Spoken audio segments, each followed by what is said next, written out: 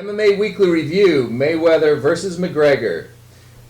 Greg Hendrick, prior UFC Director of Operations for 6+ years, in the combat sports for 30. We have the fighter perspective with Jake Hatton, who's fought all over the world, in Japan, MMA agent, Hall of Famer, trainer. And we have Ron Gerard, the G-Man. All right, I like it. From Sheridan Broadcasting Network and the Vegas G-Man Show on YouTube. Let's get to it, guys. The aftermath.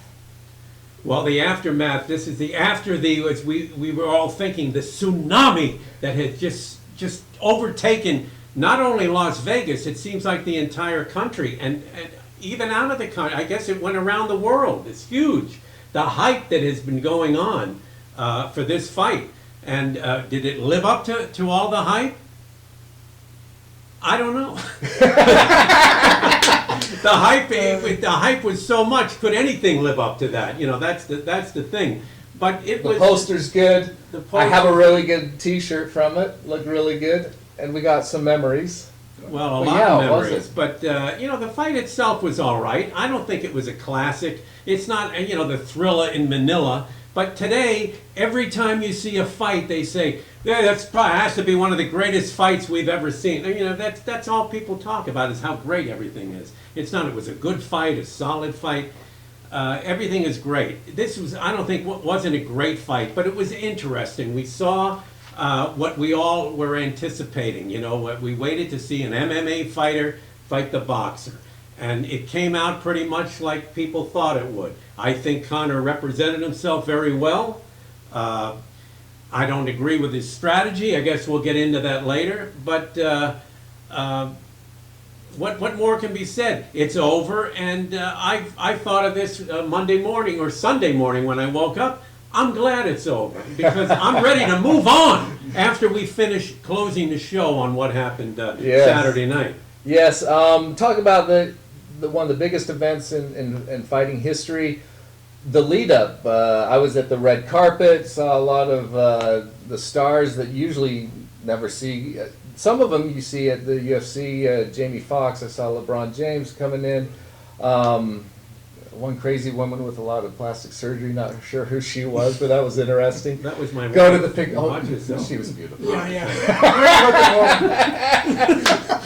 Greg, you worked it. You were around. Who were some of the stars? I think it's interesting when you get the different factions. You've got Ozzy Osbourne, Leonardo DiCaprio, Michael Irvin, obviously from the Cowboys. I think it because of the marketing and because of the magnitude. Ron, speaking about this tsunami that hit Vegas, it touched all avenues of entertainment, sports, and sports entertainment combined. I think they did great as far as I'm concerned. You know what's funny? I noticed. You know, you get these stars down. I don't know what they were. What do you think the ticket prices were where Tyson was? Because I saw Tyson there. LeBron James was sitting right in front of him.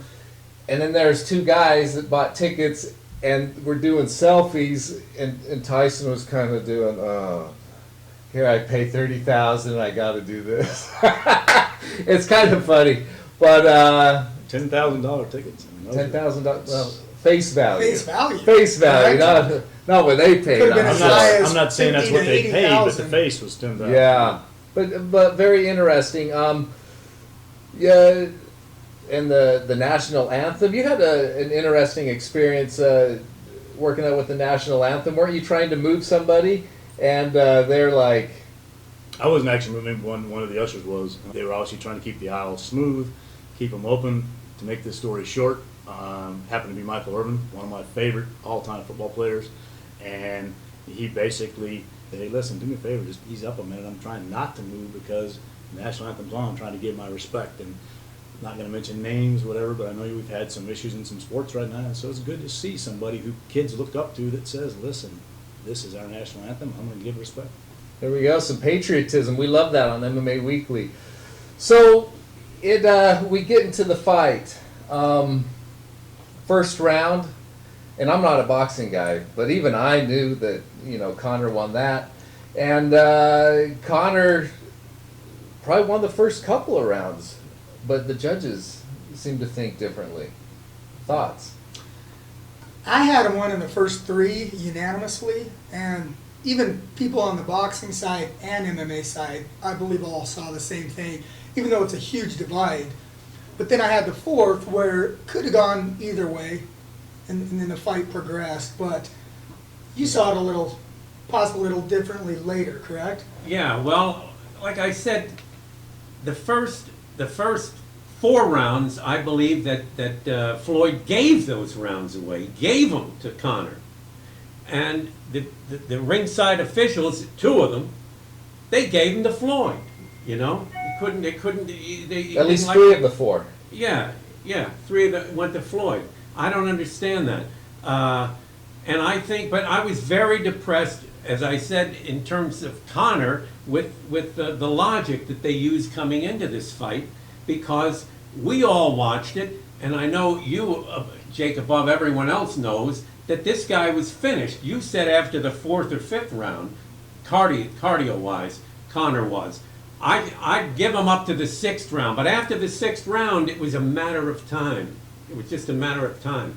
I think that they should have come in there, gone after Floyd, not just hit him with the arm punches, hit him with something that's going to hurt him, get his attention, or else put him out, and that would have been it. Because what is Conor afraid of burning himself out for if he knows he can't go more than 3 or 4 rounds anyway? You might as well go for it. Was he thinking he's going to go 12 and get a decision against Floyd Mayweather, one of the great defensive boxers in recent memory? I don't think so. I don't think so. And even Conor said in post-fight that he hits a patch. He hits a patch with his cardio. He mentioned the Diaz fight specifically in his other fights.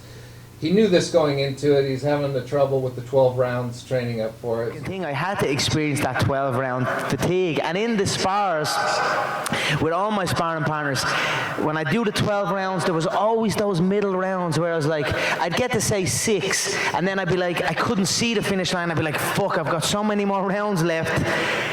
And I couldn't see the finish line. But then when I got through them, I got to like round 10, 11, certainly 11 and 12, I could see, okay, there's only 6 minutes left, and I could dig deep, and then I get that second wind. So, like, I really properly worked my ass off. And there is something, like, I need to get over. I need to figure out why there is these dips in the middle area of a fight.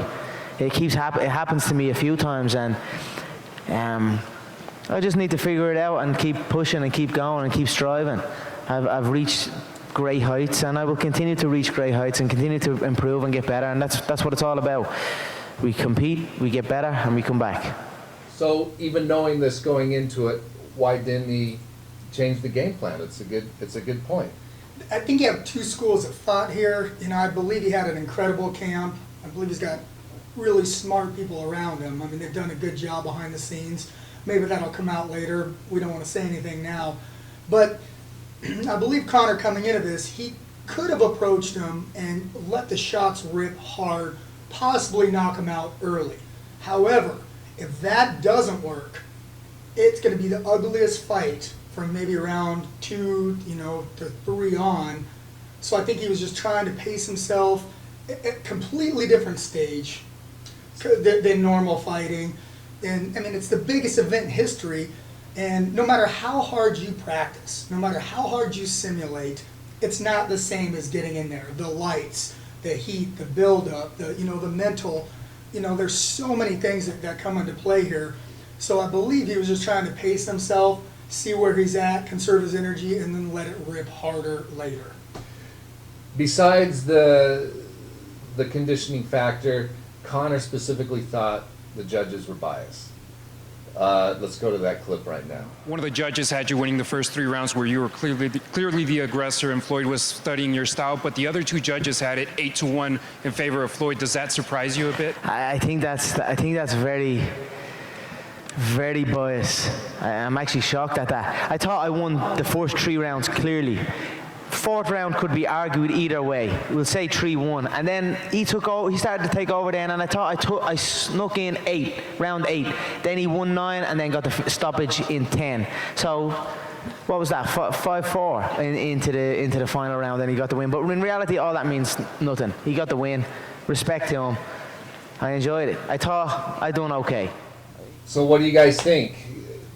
Do you believe in Conor's assessment that the judges were biased? Bias? No. I don't go down the bias road. I think that there was maybe some perception issues when you're dealing with boxing versus MMA, when you're dealing with two different sports that both combat, as you know, as Ron can tell you. But I don't take the bias. No,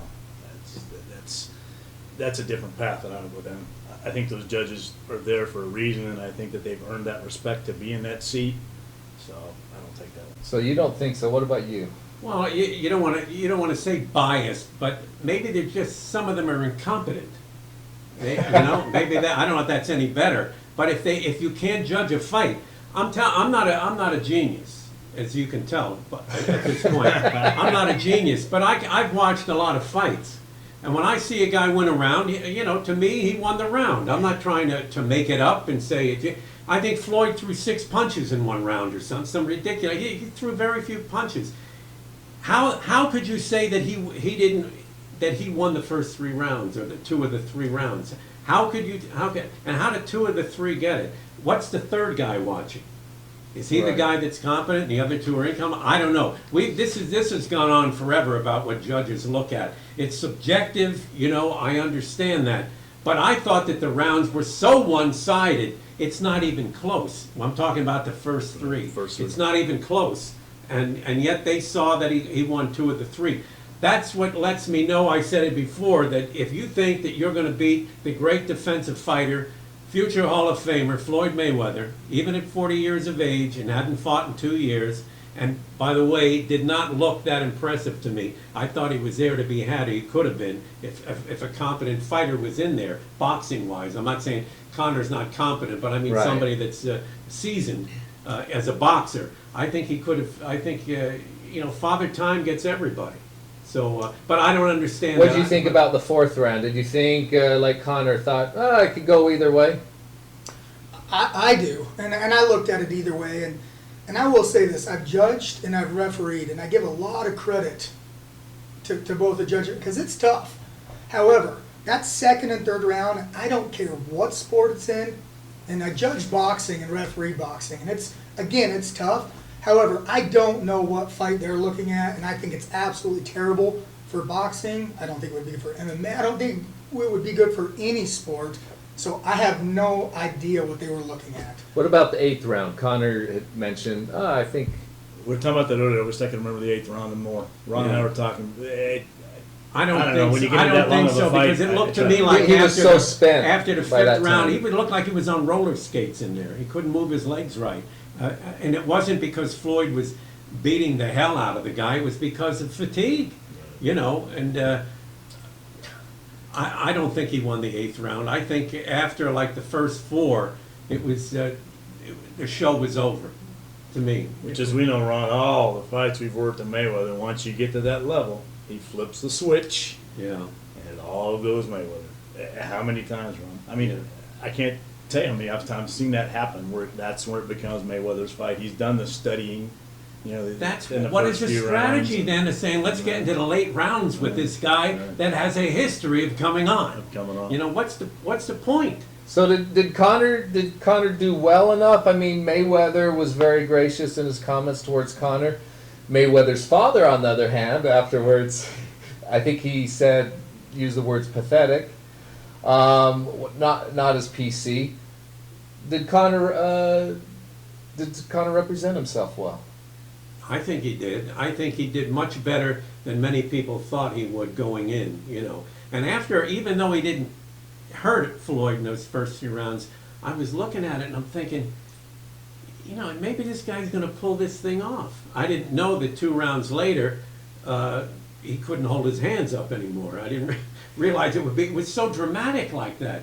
It was like when a fighter gets old sometimes from one round to the next. Well, Conor didn't get old, but it just was like his switch went not on, it went off. It was like the batteries went out, and he was just in there. He couldn't hold his hands up. But he did. He made it to the 10th round. Well, he did, and I give him credit for that. I mean, it was a heck of an achievement to go in, never having fought a professional fight, and going against one of the generation's greatest fighters, and he showed himself very well. But the thing is, in the bottom line, you want to win the fight. So you've got to use what you got. You know, they say, don't tell me what you ain't got, use what you got. You got the power, you have to land the shots. You're not going to out-finesse this guy. And that's where I think he made his mistake. I'm not trying to be a know-it-all or anything. I'm just trying to think, geez, you went in there, you went through with this thing, it took courage. But, you know, you got to have the strategy right. Take him out. That's what he said he's going to do anyway. Didn't he always say 2 rounds or 4 rounds? Would have been perfect. Go for it. Jake, you said he claimed that he wanted to, you know, take him out earlier, or you said he wanted to make sure he didn't put too much energy out so he could go the distance. But what's the point of going the distance if you're getting beat up like a bag? Yeah, you know you're not going to take the decision, so no point in doing the distance. But, I mean, he knows he can't, he doesn't have the gas tank. Yeah, so I don't know. I believe he does have the gas tank. I believe it's just any time, look, when you haven't ran for a while, jogged, swam, do different things, it just takes a while to get that rhythm. Floyd's been doing this for his entire life. He's got a rhythm. Every sport has some sort of rhythm, and I think it just was, you just needed to get one under your belt. Even if Conor had maybe just one match before this, he would have kind of known what to expect a little bit more. And I think it was a lot for anybody to take in. And again, coming in the greatest stage in the world, that's a lot. Yeah. And all the interviews, the traveling, all the press. You know, as a fighter, you just want to relax. You just want to lay down, you know, eat, take naps, and just train. And anytime you're in the spotlight, it really does mentally take it out of you. And I'm sure you've seen it 1,000 times, Greg. You know, fighters, it just wears you down. So I think everything together just wore him down. Not making excuses for him, because I thought Floyd fought brilliantly.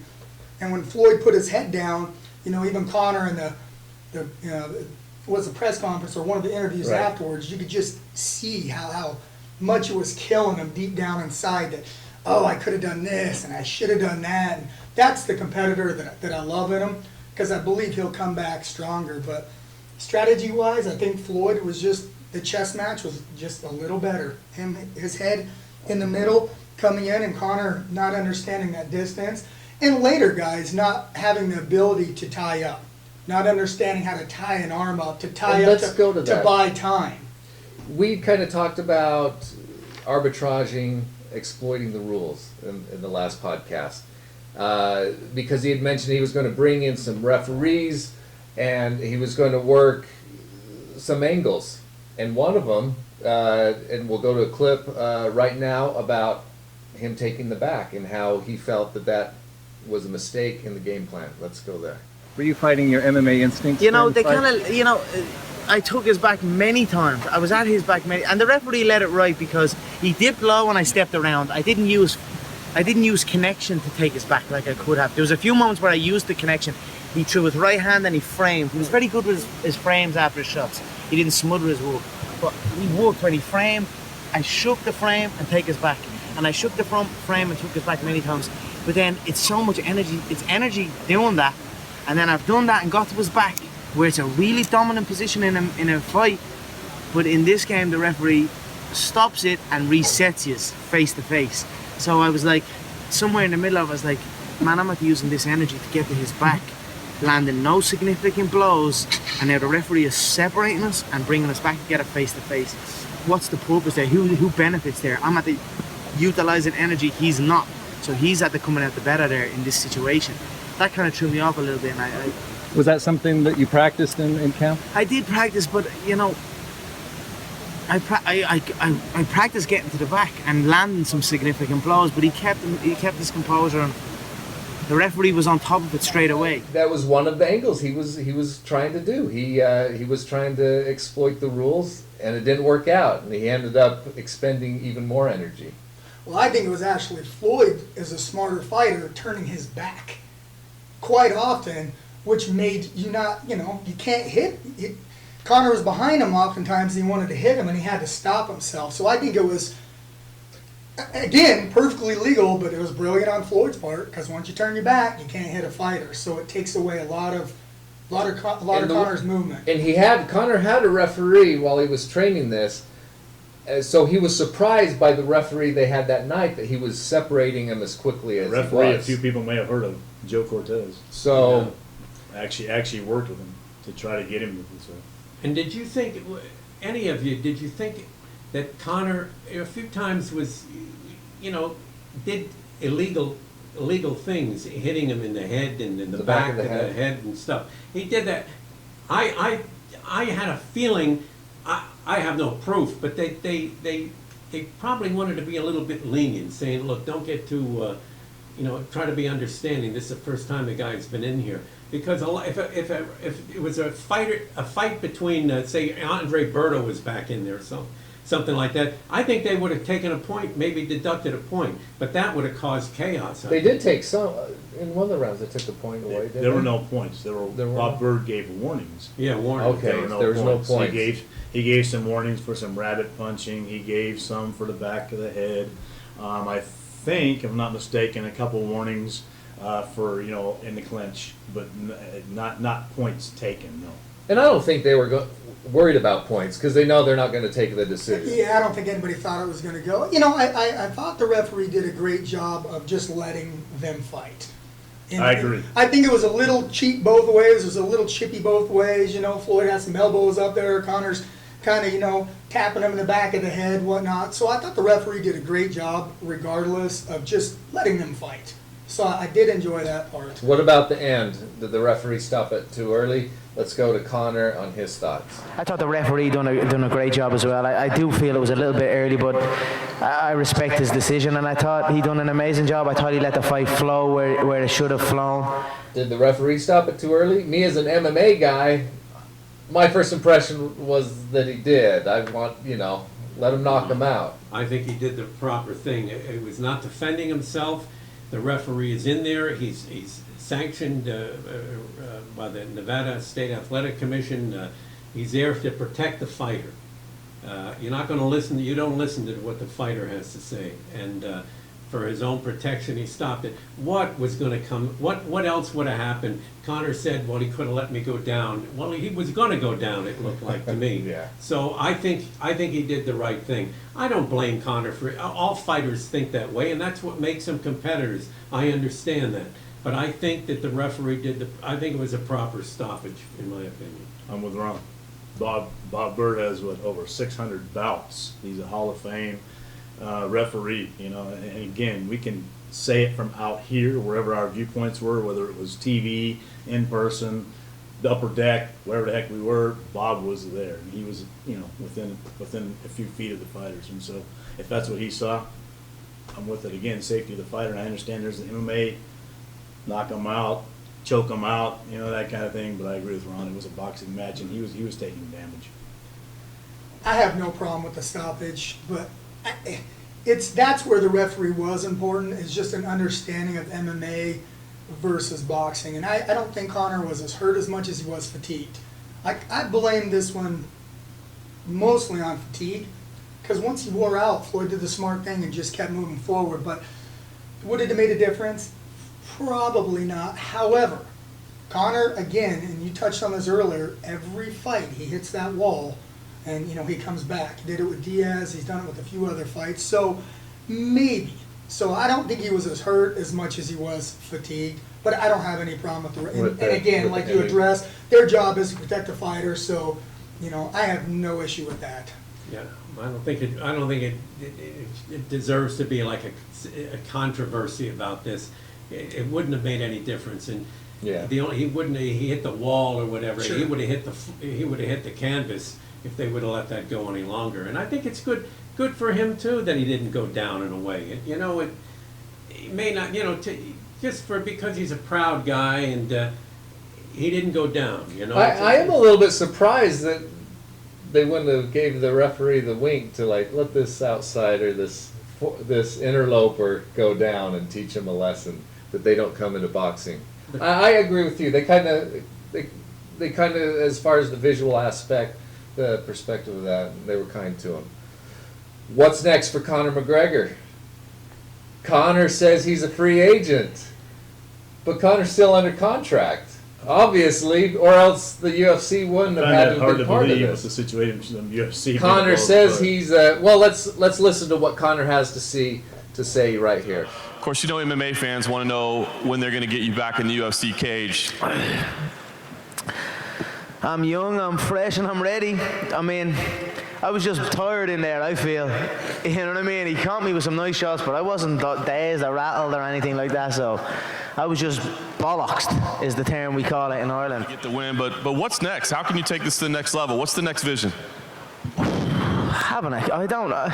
This was some buzz to come in and face this man and you know, so many doubters, so many, it's never gonna happen. Like, even thinking it's never gonna happen. Remember that time, this fight is never gonna happen, and I always stood like, we can get this fight happen. Then it was like, I'm not gonna lay a glove, and there were so many things to overcome, and I just enjoyed the whole experience. So I'm just relishing in it for now. I have many options in mixed martial arts.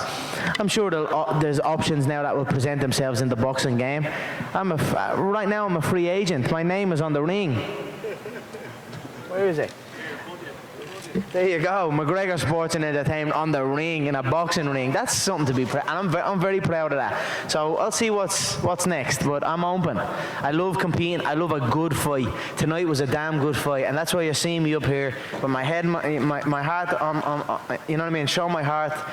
I enjoyed myself, and that's it. Long may it continue, and we'll see what's next. I can't tell you exactly what's next, but no, something will be next. Is there anyone in the boxing game that you would like to have an opportunity to box? I know Paulie is in here right now. Is there anybody that you'd like to box in that's still? Yeah, you know, I'm certainly open. I'm certainly open to hearing let's say what the Zuffa want, or WME what they want, and what Showtime want. And if they want me to come over to the boxing game, then we can talk. I'm certainly young. 29 years of age. I don't think the boxing world or the fighting world has seen a man as confident as this come in at this age, and with this amount of accolades and this amount of records and this amount of revenue generated. So I'm certainly open to all options. I have certainly many contenders in the mixed martial arts game. I have a trilogy bout with Nate Diaz that is sitting there. I have options. I'll see what's what. I'm here to fight. I'm certainly fresh. I'm certainly fresh to fight. I was not badly damaged there. It was fatigue. So we'll see what's next. We'll see what offers come on the table. Right. So Conor says he's fresh to fight. He's ready to fight. He has many options. He's a free agent, which he isn't. But there we go. The negotiations have started. Well, they've never ended. This whole year's been a big long. This fight is a negotiation with WME IMG, and he throws in Nate Diaz 3. He brings up lots of big things. Multiple titles. He's still holding on to that featherweight belt. The only fight that makes sense in MMA is Nate Diaz. That's to me. I mean, there's a lot. Well, Kevin Lee and Tony Ferguson. No, wonderful fighters. Big fan of both. I mean, great fighters. But guys, for pure entertainment, who do you want to see? The only fight I believe that really makes sense is Nate. I mean, because it's been built up. I mean, they're doing an interim title belt, right? With Lee and Ferguson. Right. And somebody asked Dana, is he going to fight the winner of this? The guys that are going to have the interim belt, Dana doesn't know. You know, I've dealt with the UFC, and Greg, you dealt with, obviously, know him a lot better than I do, but as an agent, when dealing with them, they're very fair, but there's a lot of teeth in their contract. They don't budge. Normally, they don't budge. If you want a different match, different opponent, you might be looking at a contract extension or just a pure no. Conor is one of those few guys, Greg, that you can attest to that has the ability to go in to negotiate. He's just that big now, where this is going to be interested, and we know that Conor's team is a powerhouse, and we know they're going to go in and negotiate the best contract possible.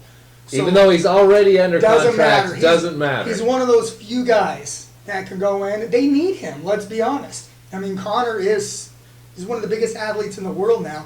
You need him. But But can he go on without fighting who's next for that belt? Yeah, but who do you think all the fans want to see, and the general public? Do you think they want to see Kevin Lee and Tony Ferguson? Which, look, as a fight fan, I would love to see that. Or do you want to see the bad boy, Nate Diaz, come in and those guys split it up? You know, this is the trilogy. To me, it was just handmade. But I think you could do both. But I think he has to defend his belt against the legit contender. And I hear what you're saying.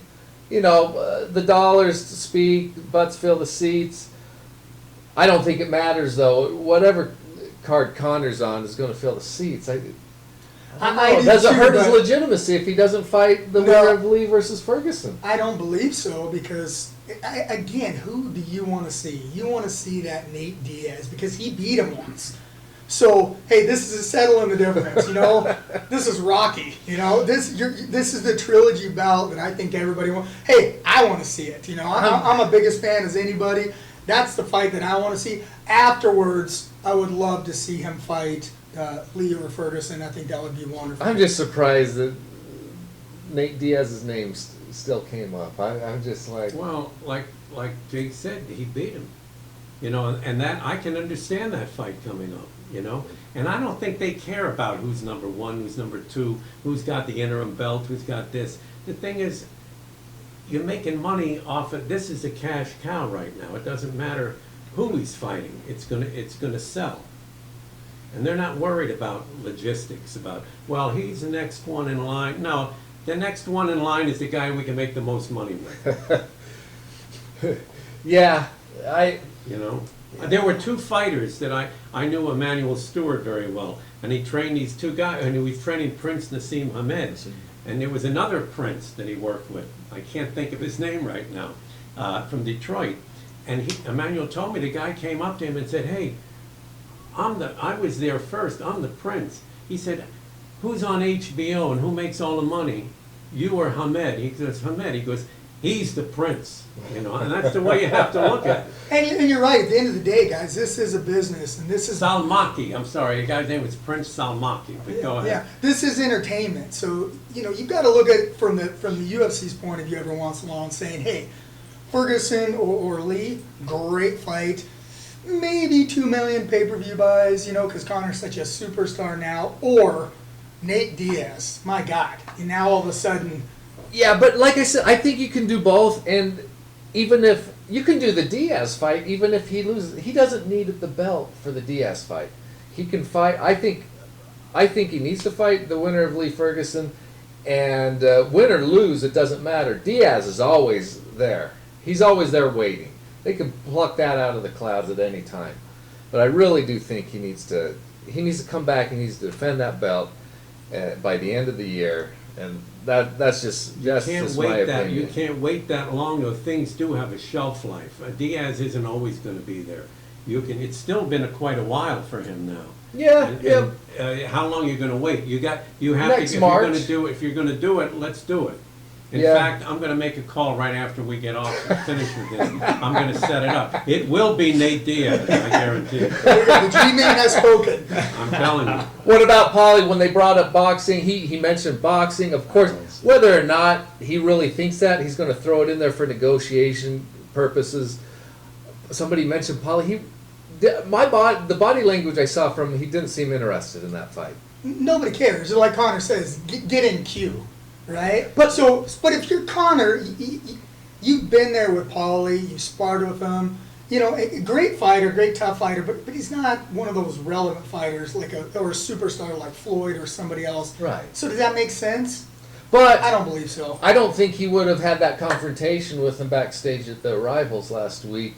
I think he wouldn't have gone up to him and given him that FaceTime on camera if he wasn't in the back of his mind, maybe this will be a possibility. We'll put this here. It's another possibility. It's another option. I believe Conor was probably going over to talk to his manager at the time, because his manager. I think it was more with Audie. More of a protection. I would look at it more protection, like, hey, what are you doing back here, and why are you back here? For me, I didn't lose respect, but I just thought Paulie should have left that part alone. You know what I mean? Him sitting on both sides of the fence on the commentating, and then later we saw some clips. They said it was and that was an interesting one. Later we saw him sitting with Floyd, even though we know he had an NDA. He's sitting with Floyd later, saying suckers, this and that. And I thought, hey, you know, they let you go once. You know, stop poking the bear, because it's He's definitely trying to get the fight. definitely trying to get in the limelight. And I already had T-shirts made up, Yo Paulie, and I'm gonna try to sell, so we'll see what happens. So, will he fight UFC or boxing next? That'll be UFC. I personally, I'm going to be in the minority here, but I don't think he ever should get back in the ring. I think this was a spectacle, a once in a lifetime thing, at least for him. And go back to where you're comfortable, you know, because he's made a career for himself, and he's made his life's work the octagon, and that's where he should be. I don't want to see any more of this. With that chin up like that, like we said, he looks like he should have a sachet around his side that he was back in 1919. You know, we're fighting it. I think it was great what they did, and you know, you can't push the envelope too many times. You know, and will the public go for it again? No matter who he fights, I don't think that magic is there anymore like it was for this fight. No. By the end of the year, will he fight by the end of the year? Yes. You think he will? And I think it'll be MMA. I think it'll be UFC, like Ron said. I think without a question, it's Nate Diaz. And maybe the end of the year, maybe the Super Bowl or the big event at the end of the year. So it's coming. I think the big one they do around New Year's. I mean, New Year's, there we go. He again lost the fight, but how much physical, not other, how much physical damage did he take? Not that much physical damage. No. So can he fight in 3 months? Absolutely. 4 months? Absolutely. So you know, again, like you're saying, we're using generic terms: the New Year's fight, the Super Bowl, the bowl fight. I see either one of them. I mean, he's ready to fight now, and who said he can't? I mean, obviously, you know, we'll see. All right. Well, there you have it. MMA Weekly Review on the Mayweather-McGregor, and we all hope that McGregor gets in there in the ring before the end of the year. The octagon. The octagon. See, not the ring. Don't say that. It makes me too. I get nervous when I hear that. Oh man, we're gonna edit that out. Yes, and hopefully it'll be against Lee or Ferguson or Diaz. They think. So we'll see. Until then, we'll talk to you later.